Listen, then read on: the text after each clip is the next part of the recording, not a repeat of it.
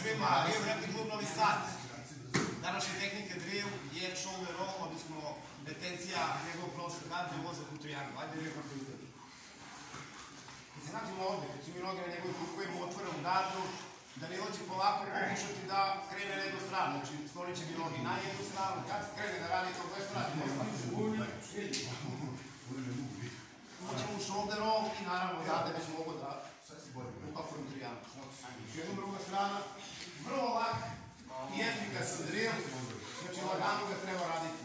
Znači sklonim noge sa kukova i lagano krene na jednu stranu. Čim krene, ja ubacujem kukove i odavde idem da se ubacim. Hoće biti triangle, armbar ili eventualno gard, nije bitno, bitno da uradim retenciju garda, znači tu sam, povučem i odavde idem da završim triangle. Još jednom, evo s ove strane. Znači ista priča, sklanjam je nogi sa kukova, čim krenem, rolam i upadam im triangle. Ako treba popravim, tu sam, kad ide gore, popravim ja sebe i odavde imam dubok. To je to. Tehnika dana, respekt.